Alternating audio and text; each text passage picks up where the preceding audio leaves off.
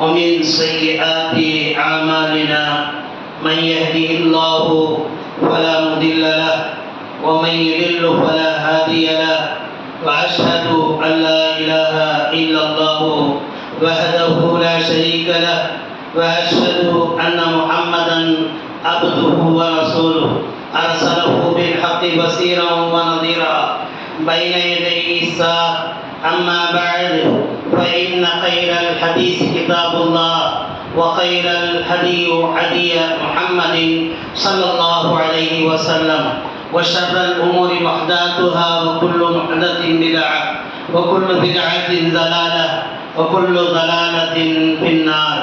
وقد قال الله تعالى في كلام التنزيل والفرقان الحميد: أعوذ بالله من الشيطان الرجيم بسم الله الرحمن الرحيم.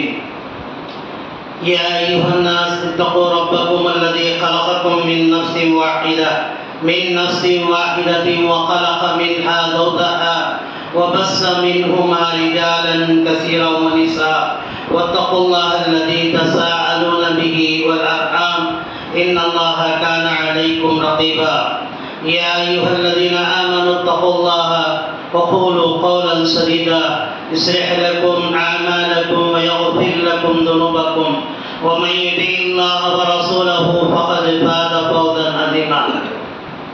اللهم صل على محمد وعلى آل محمد كما صليت على إبراهيم وعلى آل إبراهيم إنك حميد مجيد. اللهم بارك على محمد وعلى آل محمد كما باركت على إبراهيم وعلى آل إبراهيم إنك حميد مجيد. رب اشرح لي صدري ويسر لي أمري واحلل عقدة من لساني يفقهوا قولي. ربي أدخلني مدخل صدق وأخرجني مخرج صدق واجعل لي من لدنك سلطانا نصيرا. سبحانك لا علم لنا إلا ما علمتنا إنك أنت العليم الحكيم. قال تعالى: ربنا آتنا في الدنيا حسنة وفي الآخرة حسنة وقنا عذاب النار وقنا عذاب القبر وقنا عذاب الدين. எல்லாம் வல்ல அல்லாஹ் ஜல்லஷானஹு தஆலாவின் நல்லடியார்களே, அன்பார்ந்த பெரியோர்களே, சகோதர சகோதரிகளே, தாய்மார்களே, அல்லாஹ்வுடைய ரஹ்மத் கிருபையின் காரணமாக நாம் அனைவரும் வாழ்ந்து கொண்டிருக்கிறோம். அல்லாஹ் மேலும் மேலும் எங்களுக்கு கிருபை செய்வானாக. எங்கள் பாவங்களை மன்னித்து அருள்வானாக. அல்லாஹுடைய வேதனையிலிருந்து அல்லாஹுடைய தண்டனையிலிருந்து அல்லாஹ் எங்களை காத்து அருள்வானாக. எல்லா புகழுக்கும் உரியவன் அல்லாஹ். அவனை தவிர வணக்கத்துக்குரியவன் வேறு யாரும் இல்லை. அவனை போற்றி புகழ்த்திய வண்ணமாக இறை தூதர் பெருமானார் முஹம்மது முஸ்தபா ஸல்லல்லாஹு அலைஹி வஸல்லம் அவர்கள் மீது இறைவனுடைய சாந்தியும் சமாதானமும் நிலவச் செய்வாராக. அவரை பின்பற்று வாழ்ந்த அந்த சஹாபாக்கள், தாபீன்கள், தபே தாபீன்கள், குலஃபாயின்கள், ராஷிதீன்கள், எண்ணற்ற நல்லடியார்கள் மீதும் குறிப்பாக நம்மீதும் இறைவனுடைய சாந்தியும் சமாதானமும் அல்லாஹ் நிலவச் செய்வாராக. கண்ணியத்துக்குரிய சகோதரர்களே, சகோதரிகளே,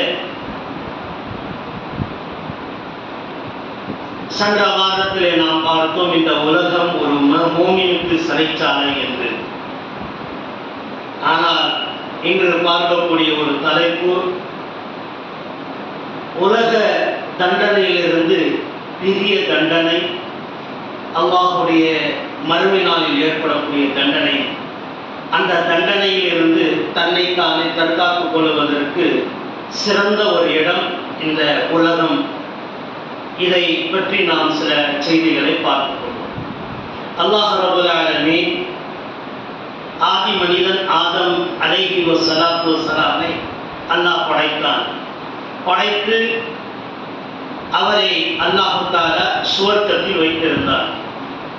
சுவர்க்கத்தில் இருந்த அருமை ஆதம் அலைஹி வஸலாத்து வஸலாம் அவர்கள் நிம்மதியற்றவர்களாக, அவர்கள் சுவர்க்கத்தில் அவனால் தனிமையில் வாழ முடியாத காரணத்தினால் அதற்காக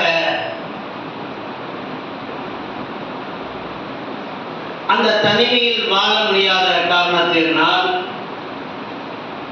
அவருக்கு அவருடைய துணைவியாரை அல்லாஹ் படைத்தான்.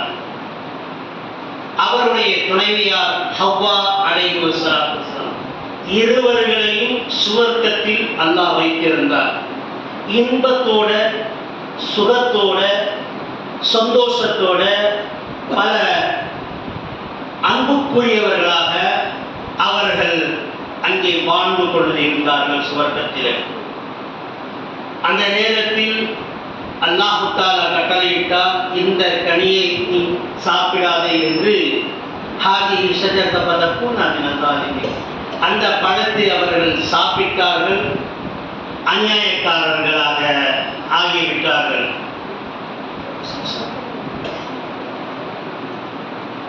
அநியாயக்காரர்களாக ஆகிவிட்டார்கள். இதன் காரணமாக அவர்கள் அல்லாஹ் தஆலா இந்த உலகத்தை தூக்கி எறிந்து விட்டார். இருவர்களும் இந்த உலகத்திற்கு வருகை தந்தார்கள். இந்த வருகை தந்த இந்த உலகத்தில் அவர்கள் செஞ்ச துஆ என்ன என்று சொன்னால், ரப்பனா ஸலம்னா அன்ஃபுஸனா வ இல்லம் தக்ஃபிர் லனா வ தர்ஹம்னா லனகுனன்ன மினல் ரப்பனா, என்னுடைய ரப்பே, ஸலம்னா அன்ஃபுஸனா, என்னுடைய ஆத்மாவிற்கு நானே அக்கிரமங்கள் செய்து விட்டோம், நாங்கள் தான் அநீதியில் விழுந்து கொண்டோம்.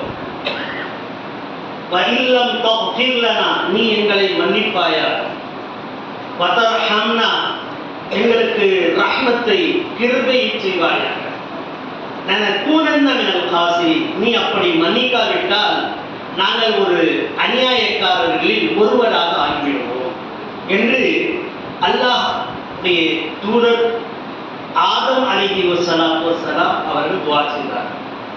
அந்த துஆவின் காரணமாக அவர்களை அல்லாஹ் தஆலா அவருடைய மனைவியும் அவரை அரஃபா என்ற ஒரு மைதானத்தில் ஒன்று சேர செய்தார். அதுதான் இன்று ஹஜ் நாட்களிலே அரஃபாவுக்கு நாம் போகிறோம் என்று சொன்னால் போனால்தான் ஹஜ் ஆகிறது. அந்த இடம் ஒரு மன்னிக்கக்கூடிய இடமாகவும் தூய்மையான ஒரு இடமாகவும் அல்லாஹ் ஆக்கி வைத்திருக்கிறார் என்று அங்கே ஹாஜிகள் அவர் எல்லா அர்க்காங்களையும் செய்துவிட்டாலும் கூட அரஃபாவுக்கு போகவில்லை என்றால் அவர் ஹாஜி ஆக மாட்டார், ஹஜ் செய்த கடமை நிறைவேற்ற மாட்டார். யார் ஒரு மனிதர் எல்லா இடத்திற்கும் போகிறார்கள், ஆனால் அரஃபா மைதானத்துக்கு மட்டும் போகவில்லை என்று சொன்னால் அவர்கள் என்ன ஆக மாட்டார்கள், ஹாஜி ஆக மாட்டார். அந்த அரஃபா மைதானம் தான் முக்கியத்துவம் வாய்ந்ததாக இருக்கும். அந்த இடத்தில் தான் ஆதி மனிதன் ஹவ்வா அலைஹிஸ்ஸலாத்து வஸ்ஸலாம்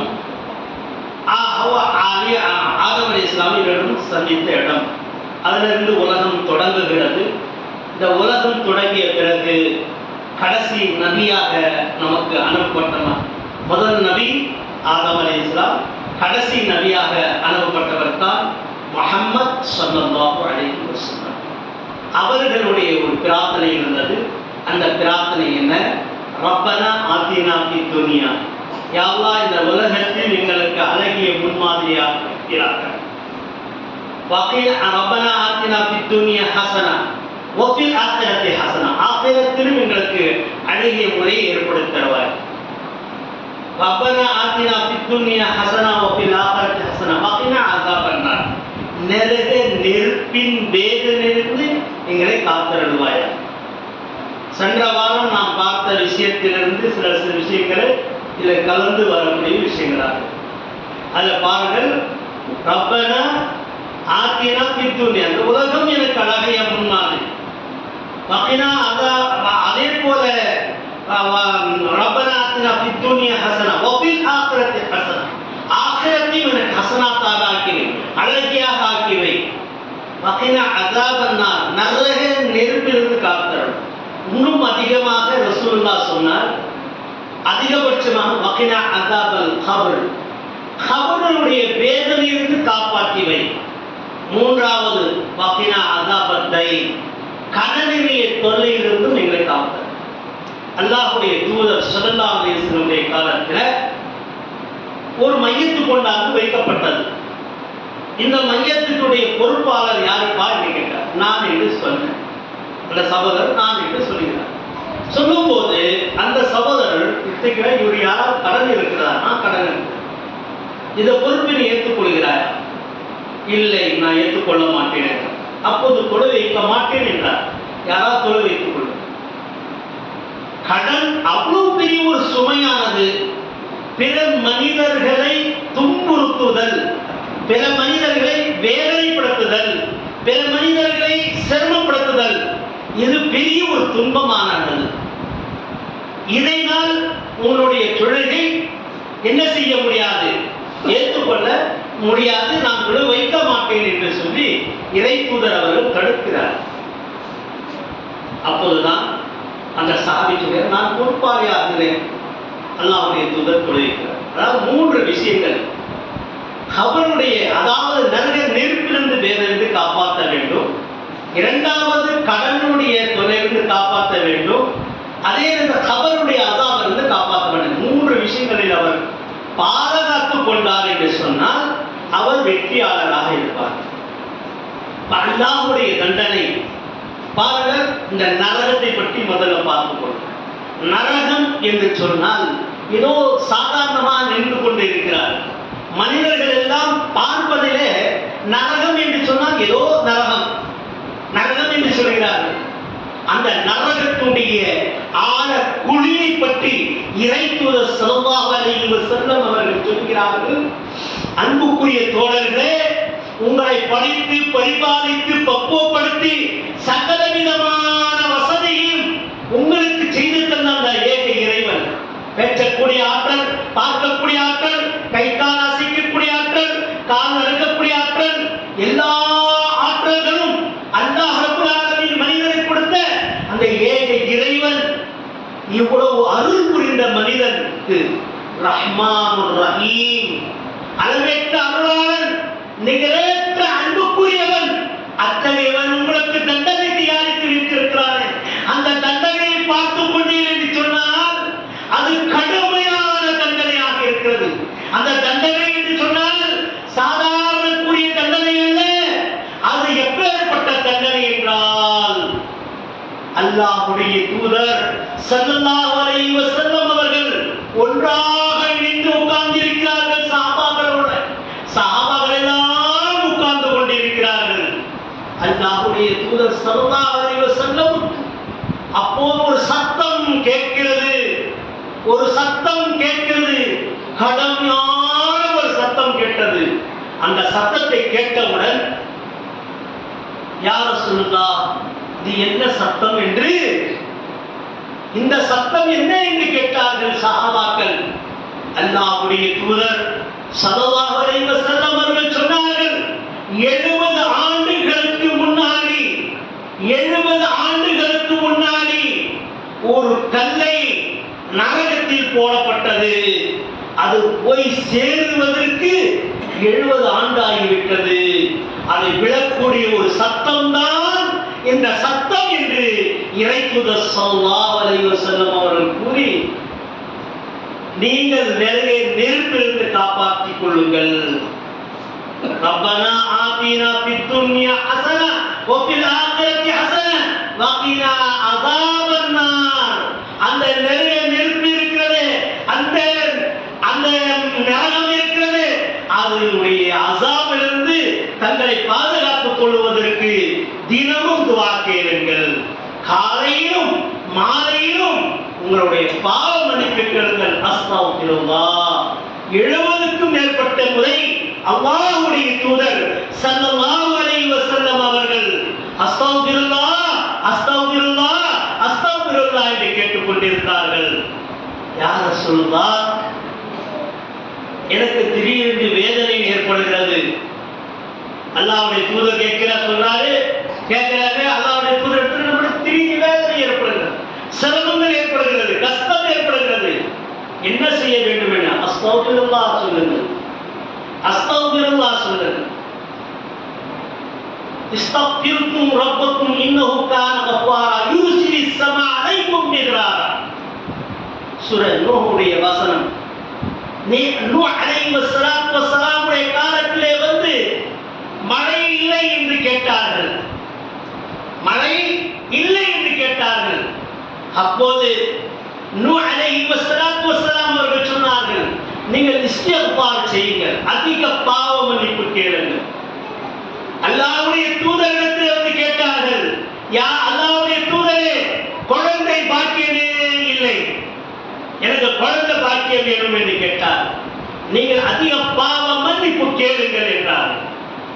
அல்லாஹ்வுடைய தூதரிடத்தில் வந்து கேட்டார்கள், விவசாய நிலங்களிலே விவசாயம் செய்வதிலே நஷ்டம் ஏற்படுகிறது, லாபம் இல்லை, நீங்கள் பாவ மன்னிப்பு கேளுங்கள். நீங்கள் எதை எடுத்தாலும் பாவ மன்னிப்பு கேளுங்கள், பாவ மன்னிப்பு கேளுங்கள், நரக நெருப்பிலிருந்து காப்பாற்றிக் கொள்ளுங்கள். அன்புக்குரிய தோழர்களே, நரக நெருப்பிலிருந்து பாதுகாத்துக் கொள்ளுங்கள், அஸ்தக்ஃபார் அதிகம் அதிகம் கேளுங்கள். இப்னு கஸீர் ரஹ்மத்துல்லாஹி அலைஹி அவரிடத்தில் வந்து கேட்கப்பட்டார். அவர்களும் சொன்னார்கள், ஒரு குழந்தை பாக்கியமே இல்லை எங்களுக்கு அப்படின்னு. அதற்கு அவர் பதில் சொன்னார்கள், நீங்கள் அஸ்தக்ஃபார் செய்யுங்கள், உங்களுக்கு குழந்தை பாக்கியம் ஏற்படும் என்றார். நான் ஒவ்வொருவரும் வந்து கேட்டார்கள், எனக்கு அதிகமாக நோய் நொடிகளில் கஷ்டப்பட்டு கொண்டே இருக்கிறேன், அஸ்தக்ஃபார் செய்யுங்கள், இதுக்கு மேல் இந்த தப்பு செய்ய மாட்டேன் என்று. தப்பு செஞ்சுட்டு அஸ்தக்ஃபார் செஞ்சுட்டாரு, விபச்சாரம் செஞ்சுட்டே இருப்பான், பாவ மன்னிப்பு கேட்டுட்டே இருப்பான், திருடிக்கிட்டே இருப்பான், இடம் போடுறதுல திருடுறான், காசு பணத்துல திருடுறான், கணக்கணத்துல திருடுறான், இந்த மாதிரி வியாபாரத்துல பொய்ச்சு வியாபாரம் செய்யலாம். எப்படி உங்களுக்கு அதெல்லாம் விட்டுடு, எல்லாத்தையும் விட்டுட்டு உன்னுடைய இஸ்திக்பார் நீ அதிகமாக செய். இஸ்திக்பார் செய். கொடுப்பவன் அல்லாஹ், சாப்பிட வைக்கக்கூடியவன் அல்லாஹ், குணப்படுத்தக்கூடியவன் அல்லாஹ், பரக்கத்து தரக்கூடியவன் அல்லாஹ், பாவங்களை மன்னிப்பவன் அல்லாஹ் என்ற ஒரு உன்னதமான நோக்கத்தோடு உன்னுடைய இறைவனிடத்தில் இஸ்திக்பார் செய். இஸ்திக்பார் செய்யக்கூடிய நேரத்தில், பாவ மன்னிப்பு கேட்கிற நேரத்தில் நிச்சயமாக அனைத்து துயரங்களும் உன்னை கண் இமைக்கக்கூடிய நேரத்தில் தூரமாக்கிக் கொள்ளும். சிலர்களுக்கு தொழிலாளிகளாக இருப்பார்கள், மிக மிக கஷ்டத்திற்கு இருப்பார்கள், அவர்களை அல்லாஹ் சோதிக்கின்றார். அல்லாஹ் சோதிக்கின்றார். ஒரு தொழிலாளி இருக்கிறார், ஒரு இமாமா இருக்கிறார், ஒரு அல்லாஹ்வுடைய வணக்க வழிபாடுகள் இருக்கிறார், ஆபிதாக இருக்கிறார், அவுலியாக இருக்கிறார், அவர்கள் சித்திகீன்களாக இருக்கிறார், சாலிஹீன்களாக இருக்கிறார்கள். இப்பேற்பட்ட மனிதருக்கும் வேதனை வருகிறது. அல்லாஹ்வுடைய தூதரே, இப்படி வேதனை வருகிறதே என்று கேட்ட போது அல்லாஹ்வுடைய தூதர் ஸல்லல்லாஹு அலைஹி வஸல்லம் அவர்கள் சொன்னார்கள், அருமைக்குரிய தோழர்களே, அல்லாஹ் உங்களை சோதிக்கிறான். யா அய்யுஹல்லதீன ஆமனுஸ்தைனு, ஈமான் கொண்டவர்களே, ஈமான் கொண்டவர்களே, ஆமனுஸ்தைனு பிஸ்ஸப்ரி வஸ்ஸலாத் இன்னல்லாஹ மஅஸ்ஸாபிரீன். நீங்கள் தொழிலை கொண்டும் பொறுமை கொண்டும் அல்லாஹ்விடத்தில் உதவி தேடுங்கள், நிச்சயமாக அல்லாஹ் உங்களுக்கு உதவி செய்வான் என்று அல்லாஹ்வுடைய தூதர் ஸல்லல்லாஹு அலைஹி வஸல்லம். நூறு இடங்களிலே பார்க்கும் போது நாம் பார்க்கப்படுகிறது, சிலர்களுக்கு வேதனை ஏற்படுகிறது, துன்பம் ஏற்படுகிறது, துஆ செய்கிறார்கள், தொழுகைக்கு தொழுகிறார்கள், அவர்கள் அல்லாஹ்வுடைய பயபக்தியிலே இருக்கிறார்கள், அவருக்கு வேதனை ஏற்படுகிறது. அல்லாஹ் பார்த்து எப்படி நடந்து கொண்டான், அவனுக்கு ஏற்படுத்தினான். என்னென்னவோ செஞ்சாம எல்லாம் இப்படி கேளு அப்படி கேளுன்னு சொன்னா அல்லாஹ் கிட்ட, அதான் அவனே வேதனைப்படான். அல்லாஹ்வுடைய ஒரு சோதனை என்ன இருக்கிறது, அல்லாஹ்வுடைய சோதனை. அருமை தூதர் பெருமானார் ஸல்லல்லாஹு அலைஹி வஸல்லம் அவர்கள் சொன்னார்கள், உங்களை எல்லாம் சோதிக்கின்றார், அந்த சோதனையை நீங்கள் வெற்றி பெற்று விட்டீர்களா இல்லையா என்று, அல்லது உங்களுடைய பாவங்களை மன்னிக்க வைக்கிறார், அல்லது உங்களுடைய குறைகளுக்கு தண்டனை இந்த உலகத்தில் தருகிறார் என்று மூன்று செய்திகளை நினைப்படுத்தினார்கள் இறை தூதர் பெருமானார் ஸல்லல்லாஹு அலைஹி வஸல்லம். அன்புக்குரிய தோழர்களே, அல்லாஹ்வின் நல்லடியார்களே, அந்த நெருப்பின் உஷ்ணம் அதிகமாக இருக்கிறது என்று சொன்னால் நிறைய பேர் சொல்வாங்க, வயிறு கடுமையா தாங்க முடியல, வயிறு தாங்க முடியல. ஏன் ஏன் இந்த வயிறு தாங்க முடியல? சற்று சிந்தித்து பார்க்க வரணும் என்று சொன்னால் 108 டிகிரி 110 டிகிரி இதோட கூட அதிகமாக அல்லாஹ்வுடைய தூதர் ஸல்லல்லாஹு அலைஹி வஸல்லம் அவர்கள் சொன்னார்கள். யா ரசூலுல்லாஹ் ஏன் என்று கேட்டார். நெருப்பு இருக்கிறது, நீங்கள் பாவங்கள் செய்ய செய்ய அதை கொளுத்தி விட்டு எரிகிறது. அது கொளுத்தி விட்டு எரிகிறது. ஒரு நெருப்பு கட்டி இன்னொரு நெருப்பு கட்டியோட விடுதலைக்காக பிரார்த்தனை செய்கிறது. யார சொல்லலாம்? எப்படி அது மனிதன், ஒரு மனிதன், வீரமான மனிதன் இருக்கிறார், பலகீனமான மனிதன் இருக்கிறார். அந்த பலகீனமான மனிதன் கேட்கிறான், யா அல்லாஹ் அந்த வீரமான மனிதனோட என்னை காப்பாத்து அப்படிங்கிறான். ஏன்? அவன் வீரமான மனிதன் தன்னை அடித்து விடுவான், அடிக்கிறான், துன்புறுத்துகிறான், அக்கிரமக்காரன் என்னை காப்பாத்து என்று துவா கேட்கிறோமே. அதே மாதிரி நரகத்தில் இருக்கக்கூடிய சிறிய சிறிய நெருப்பு கட்டி பெரிய நெருப்பு கட்டியிலிருந்து பாதுகாப்பு தேடுகிறது என்று இறை தூதர் ஸல்லல்லாஹு அலைஹி வஸல்லம் கூறினார். அந்த நேரத்திலே உஷ்ணம் தாங்க முடியாத அந்த உஷ்ணம் கடுமையான நேரத்திலே அல்லாஹ் ரப்பல் ஆலமீன் கடும் உஷ்ணம் நரகத்துடைய தாங்க முடியல, அல்லாஹ் உத்தரவிடுகிறார். ஓ நெருப்பே, நரகமே, ஓ ஜஹன்னமே, மூச்சு அப்படி விட்டுக்குள் அப்படின்னு அந்த மூச்சையை விடுகிறானே அந்த நரகம், அந்த நேரத்தில் ஏற்படக்கூடிய ஆவிதான், அந்த விஷ்ணம் தான் இந்த உலகத்திலே இந்த உஷ்ணம். அப்போ நமக்காக கொளுத்திட்டு எரிந்து கொண்டு இருக்கிறது. உஷ்ணம் நம்மை கொளுத்தி விட்டு எரிந்து கொண்டு இருக்கிறது. அது நிச்சயமாக நாம் தௌபா செய்ய கட்டாய கடமைப்பட்டவர்களால், தௌபா செய்ய கட்டாய கடமைப்பட்டவர்களால். அன்புக்குரிய தோழர்களே, ஏதோ அதிக தாங்க முடியல, வெயில் தாங்க முடியல அப்படின்னு சொல்லி கொண்டு இருக்கிறோமே. ஏந்த வெயில் எதற்காக? நீ எவ்வளவு ஏசில எப்படி இருந்தாலும் சரி, அல்லாஹ் தஆலா இந்த உஷ்ணத்தை ஏற்படுத்தி இருக்கிறான் என்று சொன்னால் அது எங்களுடைய பாவத்தின் காரணம் தான். அதிகமாக சிலர்கள் சொல்வார்கள், என்னால் நடக்கவே முடியல, போக முடியல. சற்று சிந்தித்து பாருங்கள். அரபு தேசங்களிலே எல்லா மலைப்பகுதி அப்படியே காணல் வயல்களை காண முடிகிறது. இங்கேயாவது கம்மியான வயது, கடுமையான வயது, கடுமையான உஷ்ணம். அப்பேற்பட்ட உஷ்ணத்திலே அவர்கள் வருஷம் பூரா வாழ்ந்து கொண்டிருக்கிறார்கள், அது ஆயுள் பூரா வாழ்ந்து கொண்டிருக்கிறார்கள். வீடு எங்க இருக்கிறது தெரியுமா? மலைக்கு மேல இருக்கு, மலைக்கு மேல வீடுகள் இருக்கு. அந்த வீட்டிலே அவர்கள் குடும்பம் நடத்துகிறார்கள். அவர்களுக்கு இருக்கக்கூடிய சிரமத்தோட நம்முடைய சிரமம் கம்மி தான். நல்ல முளைக்கக்கூடிய செடிகள், கொடிகள் முளைக்கக்கூடிய தண்ணீர் வசதி உள்ள பூமியில வாழ்ந்து கொண்டிருக்கிறோம். ஆனால் இதோட கடுமையான உண்மை சொல்ல போனால் நீங்கள் பார்க்கிறீர்கள், இன்னைக்கு பாலஸ்தீன அந்த பூமி எப்பேற்பட்ட பூமி? எல்லா மலைகள் பகுதி தானே, எல்லா மலைப்பகுதியாக இருக்கிறது. அதே போல ஈரான் பார்க்கிறீங்க, என்ன வளம் வாய்ந்த கடுமையான உஷ்ணம், கீழிருந்தும் உஷ்ணம், மேலிருந்தும் உஷ்ணம், தாக்குப்பிடித்துக் கொண்டிருக்கிறார்கள். அவர்கள் எல்லாம் அல்லாஹ் தஆலா பாதுகாத்துக் கொண்டிருக்கிறார் என்றால் அவருடைய வணக்கம் தான் அதற்கு காரணம். இங்கிருந்து ஹஜ்ஜுக்கு செல்கிறோம், ஹஜ்ஜுக்கு சென்ற மனிதர்கள் துடித்து விடுகிறார். இங்கேருந்து ஒரு மாதம் ஹஜ்ஜுக்கு சென்ற ஒரு மாதத்திலே வீடு வாழ்ந்து வரக்கூடியவர்கள் எத்தனை பேர், வீடு விட்டு வரக்கூடியவர்கள் எத்தனை பேர்? அல்லாஹ் ஒருவன் பார்த்துக் கொண்டிருக்கிறார். இதற்கெல்லாம் காரணம் யார்? இதற்கெல்லாம் வசதிகள் இத்தனைக்கும் சொல்ல போனால் ஹஜ்ஜுக்கு செல்லக்கூடிய நேரங்களில் எல்லா இடங்களிலும் குளிர்பானங்கள் கொடுக்கப்படுகிறது. குடிப்பதற்காக தண்ணியை கொடுத்துக்கிட்டே இருப்பாங்க, ஐஸ் கட்டி மாதிரி இருக்கிற தண்ணி. அது கொஞ்சம் கொஞ்சம் முடிய குடிச்சுட்டே போகும். இன்னும் பார்க்க போனா அந்த அரப்பா மைதானத்தில் மக்கள் எல்லாம் கூடுகிறாங்க, மேலிருந்து சாரல் மலை போன்று ஏற்பாடு செய்து இருக்கிறார். அப்பேற்பட்ட சாரல் மலைகளின் காரணமாக அவருடைய உடம்பெல்லாம் குளிர்ச்சியாக இருப்பதற்கு அத்தனை ஏற்பாடுகள் செய்தும் கூட ஹாஜிகளுக்கு சிரமம் ஏற்படுறாரு. ஆனால் அத்தனையும் தாங்க முடியாத சிரமத்தோடு சிலர் மறைக்கிறார். இதற்காக தான் அன்புக்குரிய தோழர்களே, அதிகம் இஸ்திக்பார் செய்யுங்கள்.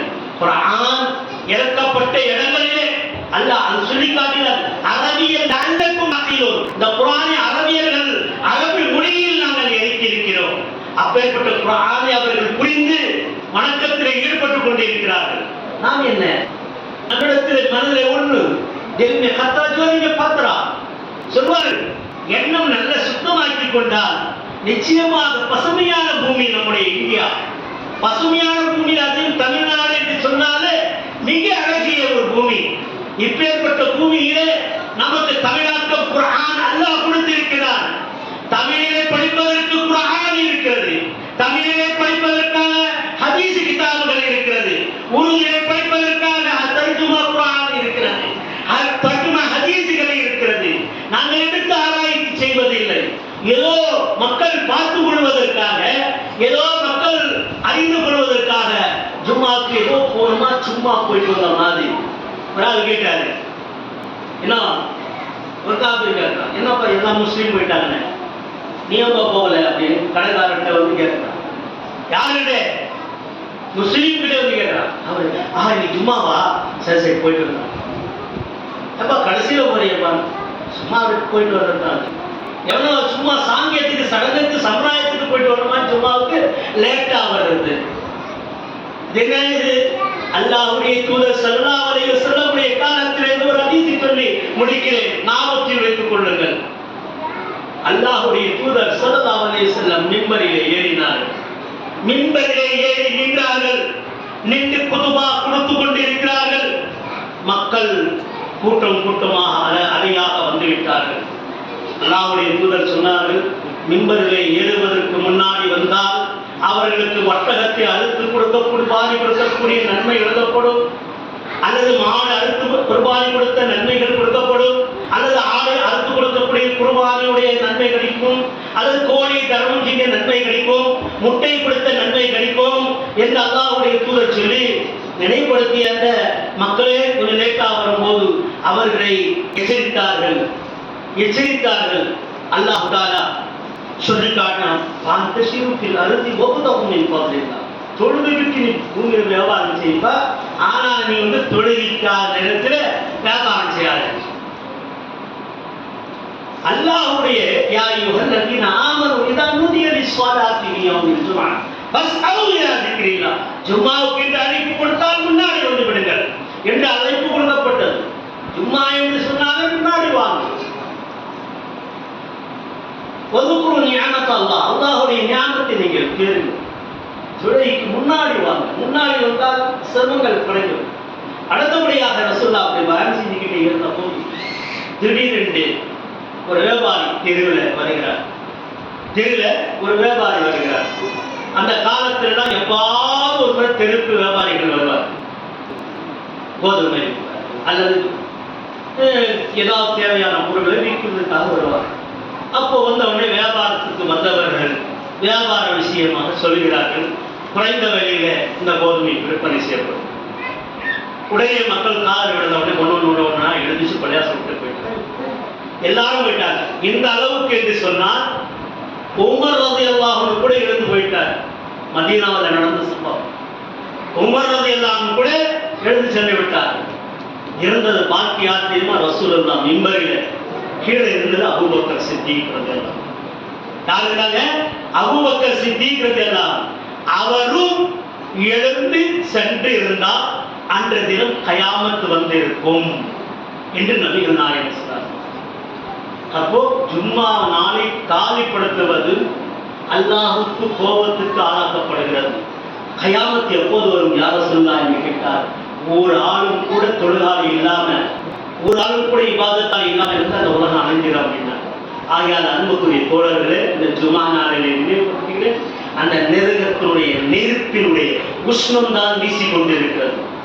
இப்பாவது தொழுகைக்காக ஆட்சி, தொழுகைக்கு ஆட்சி. ரப்பனா ஆத்தினா ஃபித் துன்யா ஹஸனா வஃபில் ஆখিরাতি ஹஸனா வகினா அஸாபன் நார். அஸாப், நரகத்துடைய அஸாபுடைய வேதனை ஒன்று. இரண்டாவது நினைவுபடுத்தினேன், வஅதாபல் கபர், கபருடைய வேதனை இருக்கிறது, அது கடுமையானதாகும். மூன்றாவது அதாபுத்தை, நீங்கள் கடன் வாங்கி கொடுக்காமல் இருக்கிறீர்கள், கடனை நிறைவேற்றாமல் இருக்கிறீர்கள், வாக்குறுதி நிறைவேற்றாமல் இருக்கிறீர்கள், இதுவும் பெரிய கஷ்டமானது. ஆகையால் நீங்கள் நினைவில் படுத்திக் கொள்ளுங்கள், இந்த மூன்று விஷயங்களை எச்சரிக்கையாக இருந்து கொள்ளுங்கள். இந்த என்ன சூரியனே நமக்கு கிட்ட அல்லாஹ் சொல்றான், கயாமத் நாள் ஒரு வாரம் பார்ப்போம், கையை தூக்கினால் சூரியன் ஓட்டும், ஆனா அந்த உஷ்ணமும் ஒன்றும் செய்யாது. யாருக்கு? தொழிலாளிகளுக்கு, ஈமான்தாரிகளுக்கு. ஆனால் பாவாளிகளுக்கு அது சிரமமாக இருக்கும். அல்லாஹ் அப்பேற்பட்ட சிரமத்திலிருந்து எங்களை காத்தருள்வானாக. எங்களுடைய பாவங்களை நீ மன்னித்தருள்வானாக. எங்களுடைய சிரமங்களை தூரப்படுத்தி வைப்பானாக. இந்த உலகத்தில் நாம் வாழ்வோம் என்று சொன்னால் இறைவனுக்கு விருப்பமணி அறியாராக, மரணிப்போம் என்று சொன்னால் கலிமாவுடன் மரணிக்கக்கூடியவர்களாக அல்லாஹ் சுப்ஹானஹு வ தஆலா எனக்கும் உங்களுக்கும் அல்லாஹ் நேர்வழியை காட்டி அருள்வானாக. எனக்கு மின்பரியிலே, முசல்லாஹிலே, தொழுகை நேரத்திலே, இபாதத் நேரத்திலே, கலிமா நேரத்திலே எங்களுடைய மௌத்தை தந்தருள்வானாக. இறைவனுக்கு விருப்பமுடைய மௌத்தை எங்களுக்கு ஆக்கி அருள்வானாக. ரப்பனா தகப்பல் துஆனா இன்னக அன்தஸ் ஸமீஉல் அலீம் வ துப் அலைனா இன்னக அன்தத் தவ்வாபுர் ரஹீம். யா மௌலா யா கரீமுர் ராஹிமீன். வல்ஹம்துலில்லாஹ்.